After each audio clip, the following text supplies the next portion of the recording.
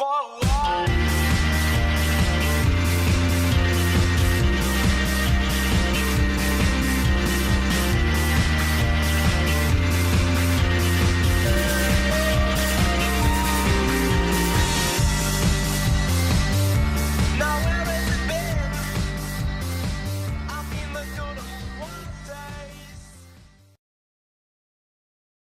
Good afternoon, everybody. As Anita said, this panel today is looking at digital publishing innovation. In particular, we're going to examine ways that publishers have used digital to open up and, in some cases, transform their business. I'm delighted today to welcome a really strong panel. Now, digital publishing is a big topic, and we only have 40 minutes to talk about it. So what we're going to try and do today is talk about three key areas: apps, innovation, and probably the most important one for many of the people here, revenue. So I'd like to jump straight into it and talk about apps. And it's pretty clear that probably the most dramatic development in digital publishing over the last few years has been the introduction of apps, either through mobile or tablets. So I'd just like to ask the publishers on the panel how apps have transformed their business or changed the way they do business. Nick, can we start with you? Yeah, thank you. I think for us, it has been a big transformation for our business since we launched our iPad and iPhone apps last year. The single biggest thing, I think, has been its ability, or the ability of apps, to extend our audience. We set ourselves what we thought were some quite aggressive targets in terms of the number of downloads of our apps in the first 6 months. And what's actually happened, we have experienced about 1.7 million downloads, which was 3 times what we were anticipating. And we were interested to see what kind of audience that was. Was that cannibalizing to some degree our existing audience? And what we found is that it's been an opportunity to extend our audience quite substantially, and into areas and in territories or regions where you know, we are growing very, very rapidly, because we don't have the limitations, as it were, of the print products. So for us, the apps, the transformational part of the apps has been about extending the audience, and building off that, I think we will change the relationship we have with that audience through our ability to provide slightly different experience around our content. Now, Angela, previously, earlier on, you talked about something Nick touched on there, which is how apps have not only complemented the business you're doing in certain countries, but have opened up countries where, through regulation, you're not allowed to operate a print product. Can you tell us more about that?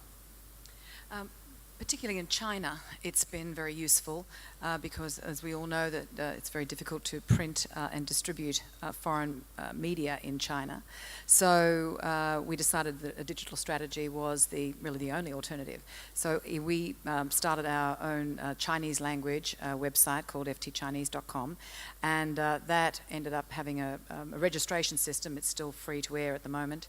And then when we launched our app for that earlier this year, it was at one stage the #1 app being downloaded from the App Store. So it was a bit of a shock for us. A similar experience.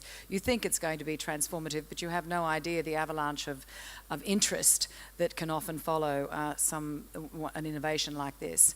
And then in India, we've also decided that it's probably much more efficient for us to adopt a digital strategy. And that, of course, means, particularly over a country with such vast geography, it's much easier and cheaper to deliver our content wherever and whenever our consumers wish to read it.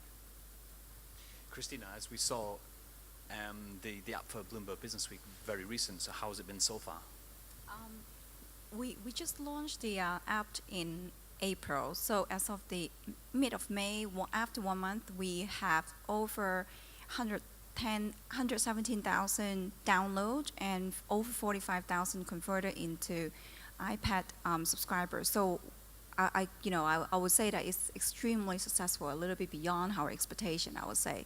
But I share with Nick and Angela that I think definitely having the digital platform and also with the app version is going to enlarge our audience and probably younger audience to the publication as well. Yeah. Now, Roger, you're coming from a technology background at Adobe. What have you seen in terms of how the technology and in your interactions with publishers, how are you seeing it change how they do business? Yeah, first of all, publishers shouldn't have to be developers and engineers to build these apps, and today it's kind of costly and a big project to create these apps, and what we have been doing at Adobe is to focusing on make it as easy as possible to do this. So publisher, basically, they could create an app for a special edition, get it out there and try it out, and it shouldn't be so difficult. So we have been developing tools that it's more or less just a click-through application to create your app in like 2 minutes, and make the investment very low for publishers, but also make it possible for them to try different versions of the apps and so on. So our strategy have been to make it as easy as possible, so the return on investment is much quicker. Jason, you're coming in from a media agency background. We've heard how apps have helped these guys with their business, but would you say that an app strategy is right for all publishers? Is there a certain amount of caution that should be? Yeah, very good question. From an agency perspective or a comms agency, our number one focus is purely on buying audiences. Audiences number one focus, reaching the right audience for our brand. And if you look at how the consumer has evolved, we talk about the era of mobility. We talked about with the proliferation of wireless access, the proliferation of devices, consumers are accessing content across multiple devices. On the technology side as well, the question of is app a good strategy? It's always a big debate of should I have an application or should I have a website? And the question is not so much which is better or which is worse, but making content relevant or making content accessible across borders. So when you're publishing content, making it accessible across all operating systems, whether it's Android, RIM, or iPhone, is important. And that's where technology plays a big role. So buying towards an audience, we work with partners to ensure that all our content is accessible. And then technology plays a big role in ensuring that it's accessible across all platforms. Angela, if you, in terms of how you've been working with apps and digital in general, what lessons have been learned along the way? Where have mistakes been made, and how have you improved on them? Well, the FT is a perfect universe, so no, not many mistakes going on there. But I think that we probably, I think we need to invest more resources. We develop our apps internally, so you can imagine that I think everyone gets a bit stretched, and the prioritisation of projects can be quite a competitive thing. So first, make sure you've got some deep pockets. I think there's one thing that I'd like to impress upon everybody. But the great thing about apps is just the freedom that it can give you to play and to make your business that much more fun. And it's great to see observing people. If you ever see me in an airline lounge looking at you very closely, it's probably because you're playing with our app. But just watching people have an adventure again with a piece of with an apparatus that's actually featuring your content. I think that's a wonderfully refreshing thing. And Nick, I know you're quite new to the role of economist, but also in your previous life agency side, where do you see people going wrong with apps, and what do you think is the best way forward? I think the single biggest challenge in the app space is that the content is hugely important, but the consumer experience is equally as important. And we are only beginning to learn how consumers, respond, interact with the new devices. And I think there is a danger that in the rush to put apps out into the marketplace, that we purely replicate the experience that's gone before. And I think that, certainly with The Economist, we spent a lot of time thinking about the experience we were trying to create around our content, not just saying, let's put the content out there on this platform. So I think that's a challenge, but I think it's a wonderful opportunity. And I think, the second piece that I would say is around apps is being very clear about the fact that an app strategy is not a digital strategy. The apps are hugely important and represent huge opportunities, but they are part of an increasing socialization of the content that we produce. And I think that brings opportunities, and I think app strategies, web strategies, and overall business strategies need to coexist rather than get siloed, because ultimately the consumer will often move between different platforms, different devices, and hopefully we all have a responsibility to make our content as available across as many devices as possible. And that is spot on. We shouldn't be planning, or I don't like to use the word digital strategy, but more around audience-based buying solution, regardless of whether audience are accessible, whether it's on mobile or traditional online, but it's more about planning towards an audience and the role that technology plays in terms of giving us more understanding of the type of audiences that we're reaching makes the platform a lot more attractive. Yeah, what you say is I've been working with lots of different publishers, and I see kind of two categories of publishers. But one that just want to be on the platform as quick as possible, whatever it takes, and the one that really have a strategy and try to think about why should we be on this platform? What kind of audience do we want to attract? Do we need to redo our design, and what kind of interactivity do we need to have? So it was quite interesting. I saw for just a while ago, two big publishers in Europe, they published their new iPad apps simultaneously. And one of the publishers, they get to the print file, the PDF print file, and they create a PDF reader on the iPad and just put it out there. And the other publisher, they have more in strategy, as you explained. You know, they was thinking about what should we do? Should we redesign this? Should we add interactivity to the pages and make this more interesting and engaging experience? And they started to work with us and put another app out there. And if you go into App Store, you can read all the reviews from the users, and that is really, really interesting because they type exactly what they think. And the publisher with the PDF, they got really bad reviews because nothing happens, right?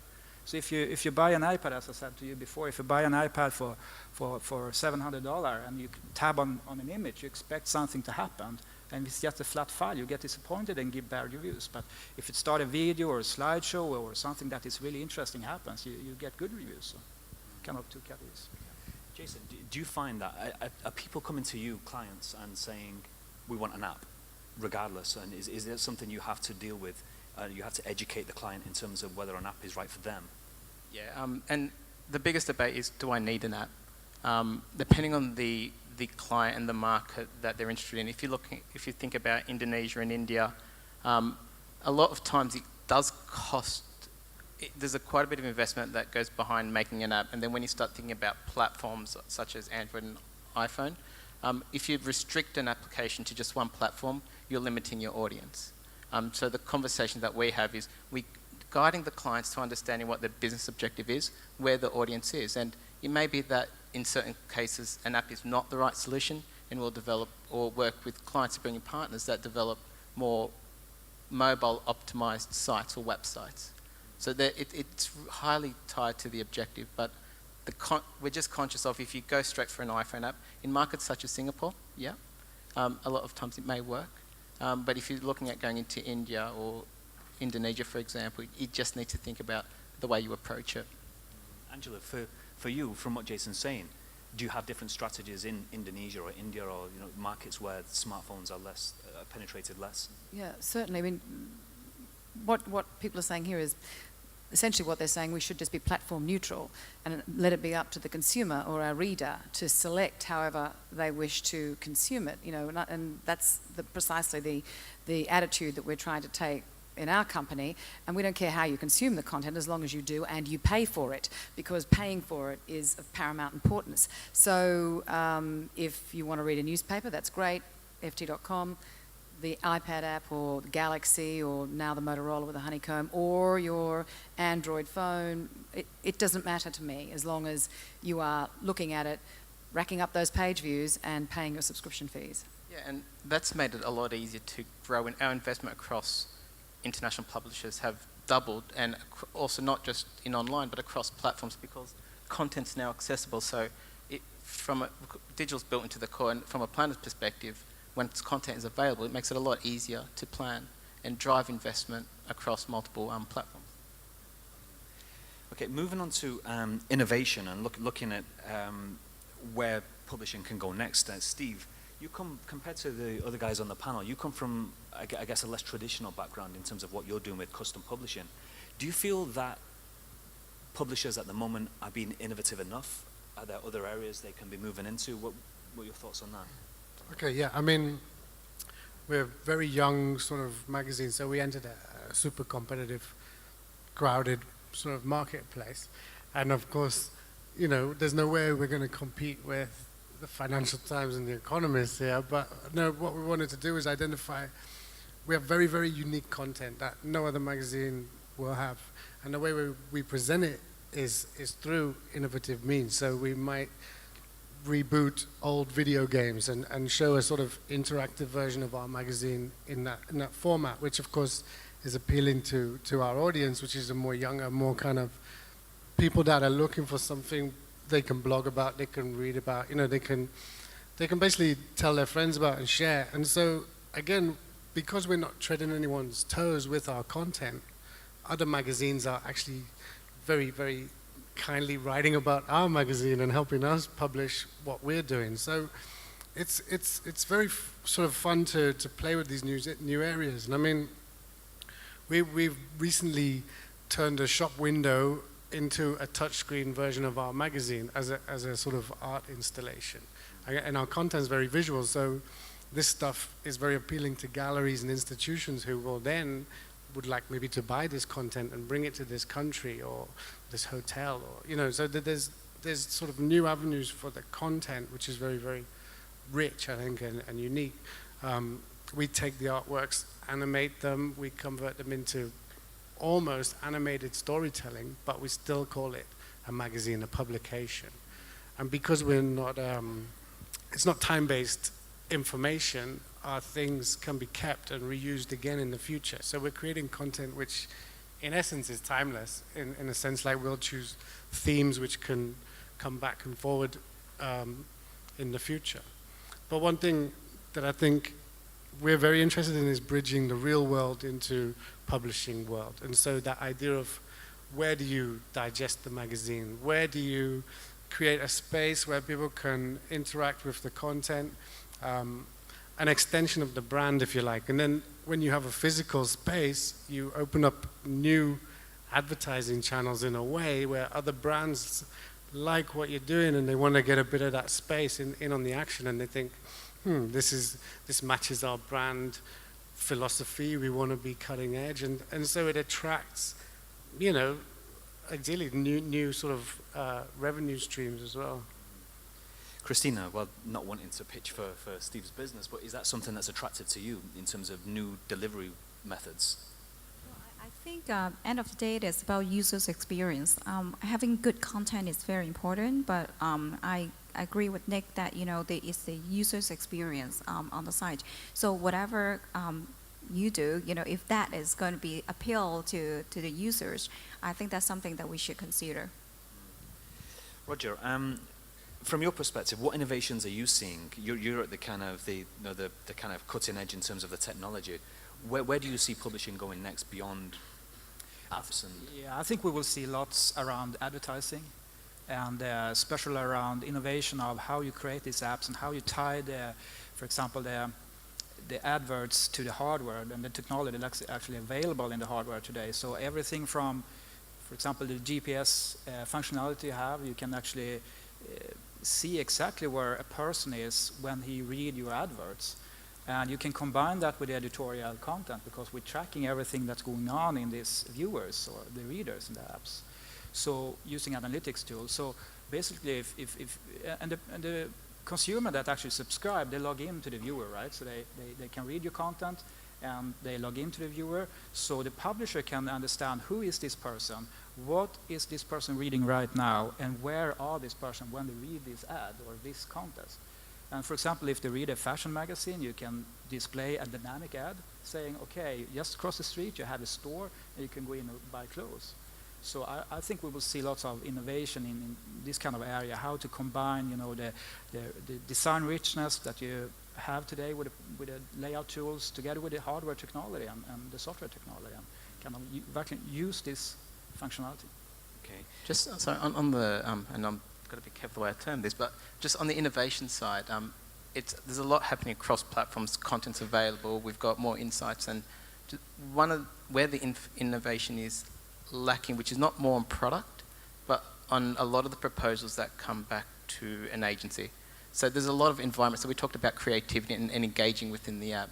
They're not being expressed in proposals as probably as best as they should be. So the proposals are still not leveraging the environment that we're advertising across. And that's kind of, although we do see great examples, that's kind of an area where I believe the creativity or the proposals coming back, there's always room to improve on that, just to leverage the innovation that the platforms provide. because there is, you're right, and there is a lot of information that we could leverage off. It's having those on the proposals that come back and not just leveraging on the consumer experience, but leveraging on the media in itself. I'd like to shift, it's been touched on there about monetization and revenue. Now, having a digital strategy obviously requires major investment in terms of tools, in terms of technology and talent. From the publishers, are you already seeing the returns or justifying the costs at this stage, Nick? Yes, we are. I mean, we're relatively fortunate at The Economist because our digital business is a profitable business, and it makes investment easier to make. And we are still very much in the investment phase, and I don't think we have all of the answers. But I'm very optimistic about the future of paid content in the digital space. I am very optimistic, I have to say, about advertising, notwithstanding the very good comments that were made that as publishers we have a responsibility to come up with more interesting, I think, advertising opportunities for our clients. I don't think we can just say, you know, let's take traditional advertising models and move them into a digital space and that's that. You know, I think if we take apps as an example, from an advertising perspective, we have the opportunity to combine the form benefits of more traditional media with the interactivity of online media to create something entirely new. And I think if we do that, we will convince advertisers that digital is the right environment for brand spend as well as for direct response. And if that's the case, I think we should all be very optimistic and positive about both sides of the, you know, revenue and profit equation, the subscriber side and the advertising side. And we are seeing that already. And I think that that's not something that's unique to The Economist. I think that's something that is a positive for the whole industry. And Angela, for you, the same? Well, our strategy shifted a few years ago because I think we got spooked and very tired of the advertising cycle and how exposed that makes you to losses and the downside. So our strategy has been to lift the level of revenues that we obtain from content so that if they're not equal to, they exceed advertising revenue from print and online. So last year, 2010, was a watershed year for us because that was the year that we reached an equilibrium. So content from subscriptions in print, digital, corporate licenses, syndication, etc., now equal and probably just exceed the amount of money that we get from digital and print advertising. And that's a good place to be because that's nice, regular, annual or semi-annual revenue that just comes in as long as you're servicing them properly, servicing your clients properly. So that's a good place to be. At the same time, we're seeing fantastic new revenue streams coming in from different digital products. The use of video, we're doing 180 videos now a month. And they're very, very good in terms of making people stick with the site, very, very engaging. So I think that you just get to fill your basket with more goodies, but you've just got to make sure that you don't overwhelm people and you present them in a way that makes them palatable and accessible. Now, touching on the topic that both of you mentioned there, advertising. We saw earlier there was a presentation from Comscore where he was saying that brands are still hesitant to cross over into digital. So, I mean, I'd like to ask you whether you feel that advertisers are coming over to your digital products in enough numbers, and if not, what more can be done to bring them in, Christina? Well, I would say that certainly in the last few years, we're seeing a lot more traditional advertisers that they're putting more money into digital advertising. However, I think we discussed earlier that it's the fear. Well, Angela put it as cautious. I think it's from senior management to the working level. I put it as a fear because even the let's say the marketing director really wants to roll out a campaign, and they will come to us and say, we really want to have a great integrated proposal. Could you help us to put it together? And we take the brief, and then we go back, and then we put together a beautiful proposal together. And then at the end of the day, they will still say, oh, we still want to put all our budget into print. I think it's really hard for them to project or to a certain extent to guarantee that they will get the ROI that they wanted to see. And sometimes they can be, so honest to tell us that what happened if I don't get the ROI that I projected, I probably will lose my job. So, so you're gonna, it is progressing, but it's still not to the level that we would like to see. But the questions that you asked earlier, with the app in the market now, I would say that it probably would change the dynamic in the market a little bit. It's put a little bit more pressure on the advertisers to act instead of wait to see what's going to happen next. Yeah. And Jason, are you seeing advertisers willing to take a more integrated approach to print, where they're going to shift from the traditional print to digital, or work across both platforms? The investment has doubled this year, definitely, in comparison to last year. It's not so much of shifting print to online, but it's more around, again, coming back to the whole audience side. Is budget growing, or what's stopping the investment across more online channels from growing? I don't think it's fair. It's more on the comfort level. Online historically has been a lot around metrics. We talk about measurement, we talk about metrics, and when you put when you put a proposal from an international publisher in front of a client, and they look at metrics, the metrics are never going to come out as profitable as you would when you do another type of buy. Where we need to get better is understanding the value of brand online. We've got rich assets. We've got video, we've got applications, we've got genuinely interesting web content, and we're always chasing for good content. But becoming more comfortable with building brands online, from a simple thing as doing more brand studies, understanding the value and the impact of brand. Where we've seen some success is when publishers or partners have included brand studies as part of the buy.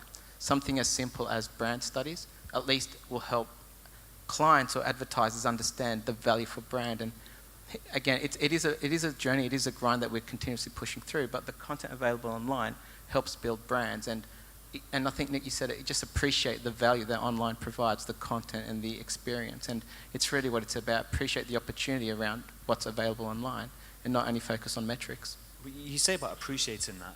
Is there an education process needed? Yeah. We do a lot of thought leadership documents, and we do a lot of training, and that's one strong component, just to have, you don't know what you don't know, and it's really around educating and taking the clients on a journey. We would do a lot of. The other is around test and learn initiatives. We've been doing a lot of test and learn initiatives that's associated with brand measurement, focusing on measurement, not focusing on the shiny new ball that's available and run a quick, interesting ad without clear KPIs, but taking clients on a journey around, let's understand the value of brand through key measurements across more international publishers. The confidence grows, and it's tangible. You can see impact in brand metrics. Roger, you mentioned before about an area for innovation would be advertising. Again, do you think that advertisers at the moment appreciate what they can achieve within, for example, apps or other digital platforms? Not really yet. I think we will see a ramp-up time here for advertisers for them to understand not just about the technology, what is possible to do from a technology point of view, but also understand, how to interpret all the analytics data and how to use this to kind of tweak the workflow or tweak the advertising campaign and so on. So I think there is lots of education that needs to happen for them.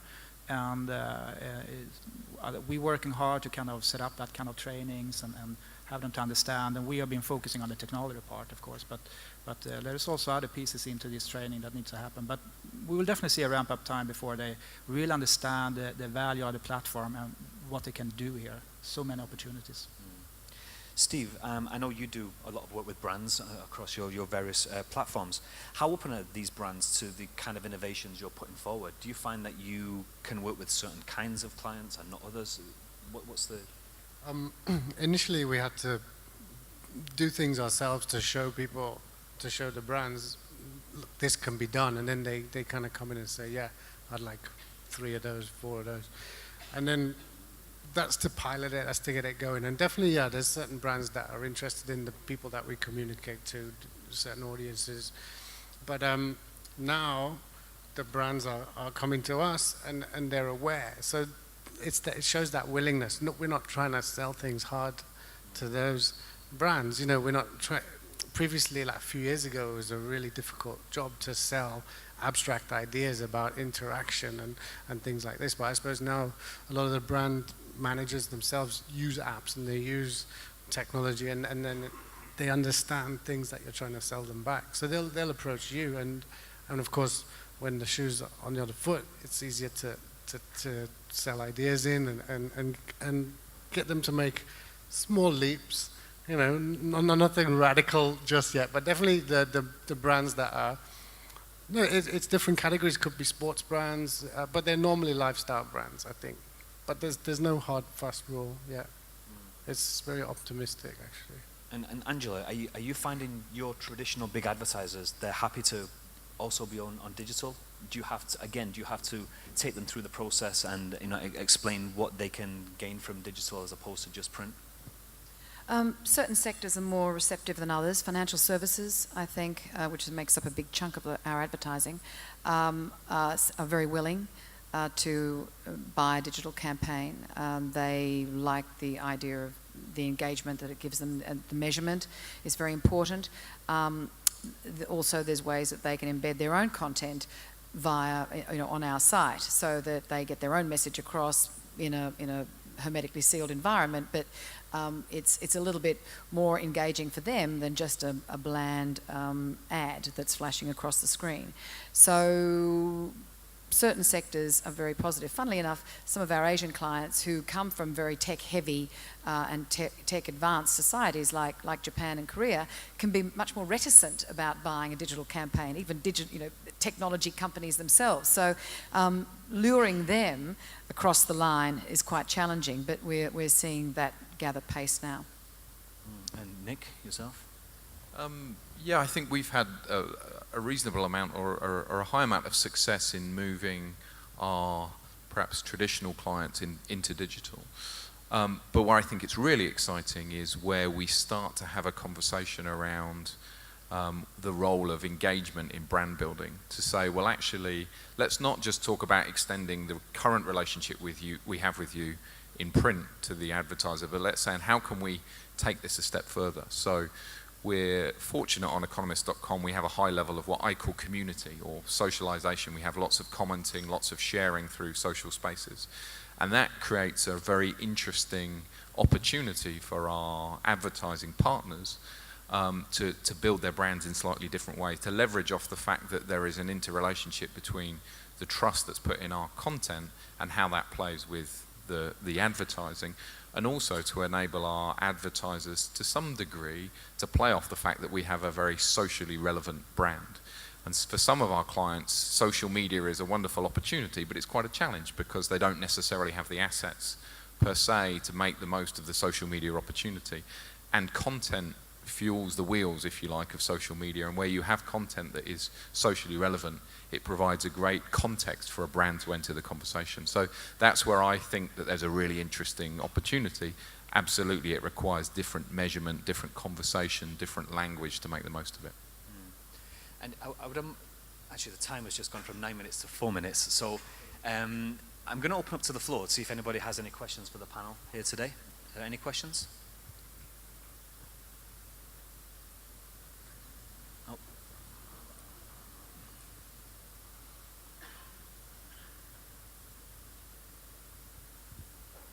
Hi, I got a question for the publishers. My name is Michael Logan with Next Media Animation in Taiwan.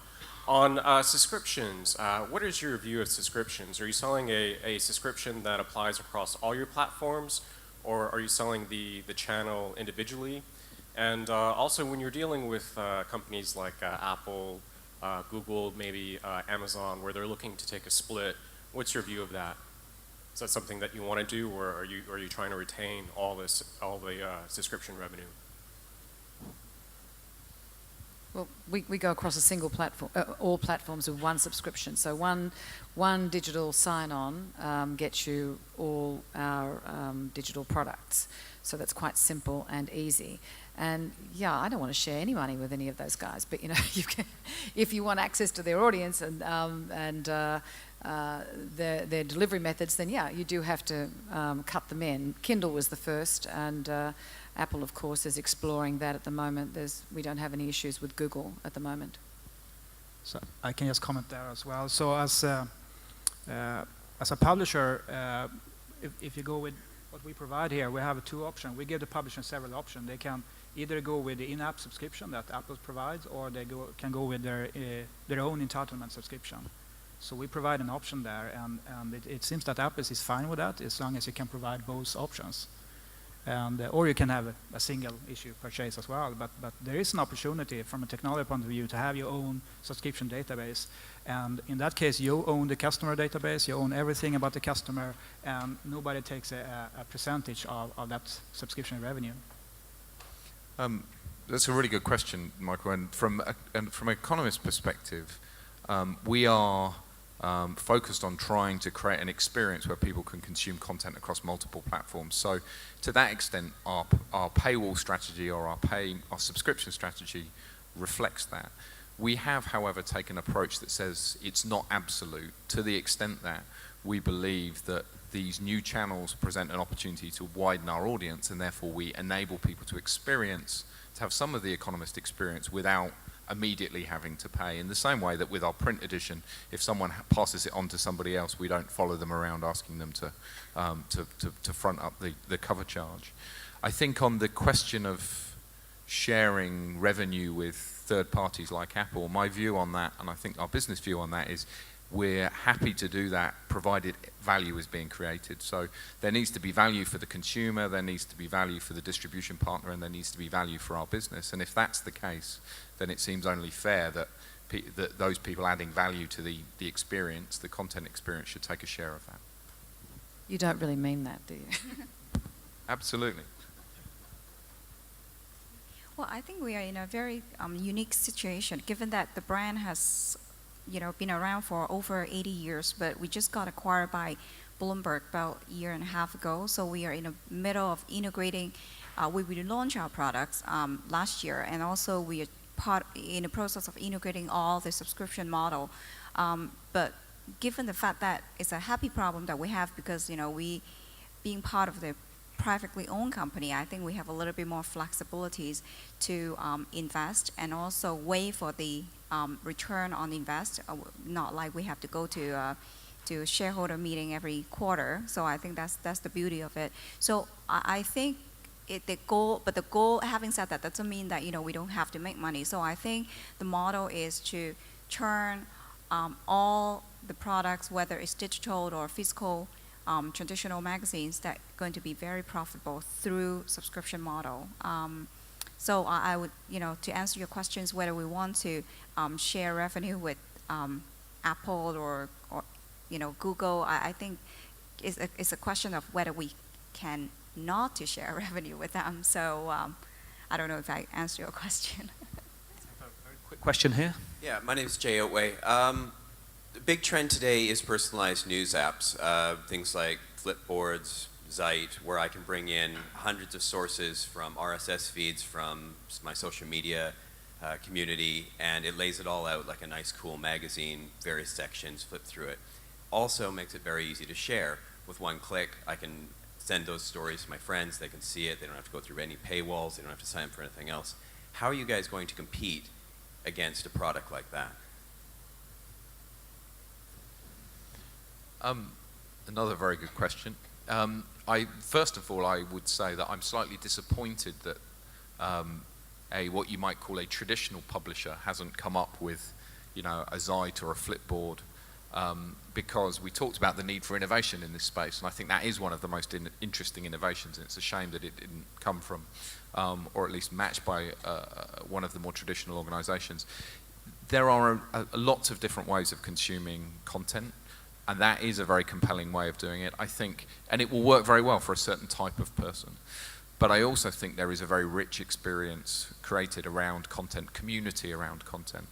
And I think that by aggregating together, you sacrifice some of that. You create your own personal community potentially, but you lose some of the richness that you get by being in a holistic environment. So if I look at the user behavior or the reader behavior or consumer behavior, whichever way you want to talk about that's going on in economist.com, it's very difficult to replicate that out on a Zeit or a Flipboard. It's a different experience, and I think consumers will decide which experience they want. And they will also consume, certainly as they are in huge numbers, our content in Twitter, in Facebook. So I think one has to look at it as an ecosystem. I think we have to stop looking at it and saying we need to control every aspect of this, start having a more mutually beneficial relationship with people who are adding value. But I think it's a good call to publishers to say we have to keep innovating ourselves, because if we don't, somebody else will come around and innovate around our content, and we will in some way be relegated down the value chain. Okay, thanks for the questions. We have to close there. A round of applause, please, for the panel. And thank you very much. I think it's time for coffee. Maybe Anita will let us know here. Thanks. Thank you all. Thank you very much for that fine session, ladies and gentlemen. And on that note, it is time for a very quick coffee break.